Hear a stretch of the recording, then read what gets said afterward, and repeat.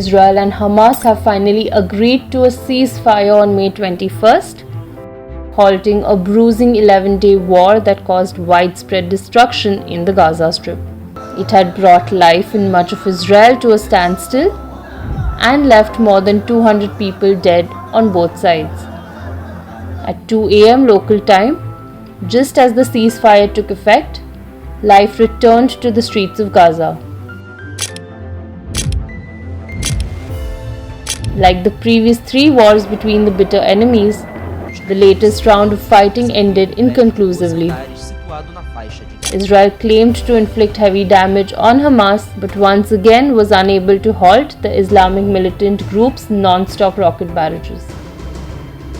Hamas, the Islamic militant group sworn to Israel's destruction, also claimed victory. But it now faces the daunting challenge of rebuilding in a territory already suffering from poverty, widespread unemployment, and a raging coronavirus outbreak. The fighting erupted on May 10th when Hamas militants in Gaza fired long-range rockets towards Jerusalem. The barrage came after days of clashes between Palestinian protesters and Israeli police at the Al-Aqsa Mosque compound. Heavy-handed police threatened the eviction of dozens of Palestinians by Jewish settlers, causing inflamed tensions. As a response, Hamas and other militant groups fired over 4,000 rockets into Israel throughout the fighting, launching the projectiles from civilian areas at Israeli cities. Dozens of projectiles flew as far north as Tel Aviv, the country's bustling commercial and cultural capital. Meanwhile, Israel carried out hundreds of airstrikes targeting what it said was Hamas's military infrastructure, including a vast tunnel network.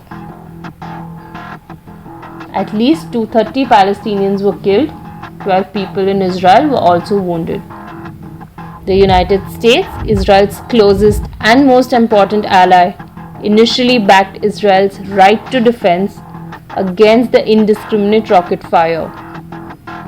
But as the tensions dragged on and the death toll mounted, the Americans increasingly pressured Israel to stop the offensive. On May 20th, Netanyahu's office announced the ceasefire agreement. Hamas quickly followed the suit.